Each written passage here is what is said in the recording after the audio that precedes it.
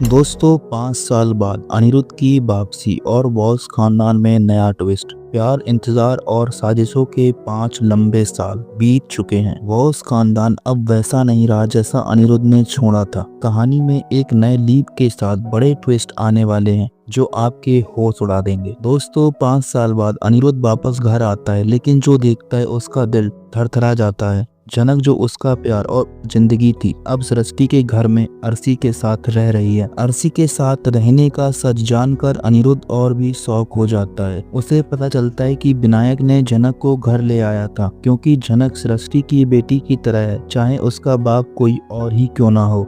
विनायक अब बॉस खानदान का पूरा साथ देता नजर आता है, लेकिन अनिरुद्ध के दिमाग में ये सवाल घूमता है, क्या ये सब मेरे साथ धोखा है या एक नई शुरुआत। जैसे ही जनक अनिरुद्ध को देखती है, वो एक शौक हो जाती है और अनिरुद्ध को इतनी जोर से गले लगाती है कि ऐसे मानो कि वो सातों जन्म का प्यार आज ही कर लेगी।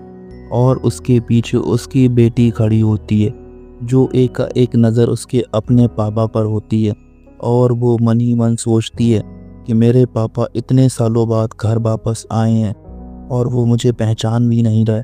तभी अनिरुद्ध बहुत प्यार से कहता है, जनक, क्या ये हमारी बेटी है। तभी जनक बोलती है, हाँ अनिरुद्ध, ये हमारी बेटी है। और वो तीनों एक दूसरे के गले लगते हैं और एक प्यारा सा रोमांटिक मोमेंट बिताते हैं। और तभी अर्शी। दोस्तों अनिरुद्ध का सच, किडनैप और याददाश्त का खेल। दोस्तों सच ये है कि अनिरुद्ध का 5 साल पहले एक्सीडेंट नहीं हुआ था। एक साजिश के तहत तेजस ने अनिरुद्ध को किडनैप करवा लिया था। उसने अनिरुद्ध को इतनी बुरी तरह मारा कि उसकी याददाश्त चली गई थी। तेजस, जो हमेशा जनक को पाना चाहता था, उसने अनिरुद्ध को एक अलग शहर में छोड़ दिया था और सबको ये यकीन दिला दिया था कि अनिरुद्ध का एक्सीडेंट हो गया है और वो मर चुका है। लेकिन किस्मत के खेल को कौन रोक सकता है। 5 साल बाद अनिरुद्ध वापस आता है और एक अजीब सी दुनिया देखता है जिसमें सब कुछ बदल चुका है। अर्शी का बदला हुआ रूप और तेजस का राज। दोस्तों अनिरुद्ध को वापस देखकर अर्शी अपनी पुरानी बातें याद कर रही होती है। अर्शी अनिरुद्ध से कहती है, अनिरुद्ध, मुझे पता चल गया था कि तेजस ने तुम्हारे साथ क्या किया था। मैं तुमसे दूर थी, लेकिन जनक को बचाना मेरी जिम्मेदारी बन गई थी। जब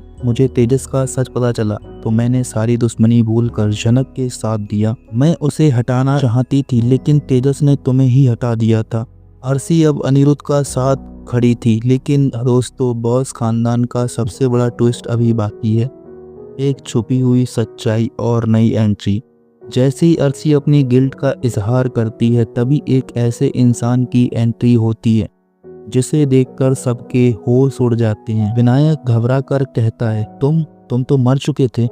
तभी सामने से एक गजब की आवाज आती है, मरना मेरे नसीब में नहीं है।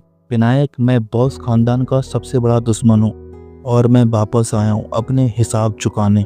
दोस्तों कौन है वो शख्स? क्या वो तेजस है या कोई और पुराना दुश्मन जिसने बॉस खानदान को बर्बाद करने की कसम खाई है?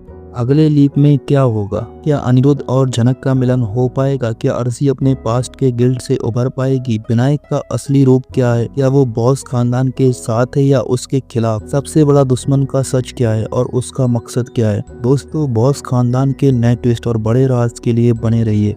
अगले लीप में ये सब बताऊंगा कि कौन है वो इंसान जो बॉस खानदान को हिलाकर रख देगा। तब तक के लिए वीडियो को लाइक करें, चैनल को सब्सक्राइब करें और बेल आइकन को दबाना ना भूलें। धन्यवाद।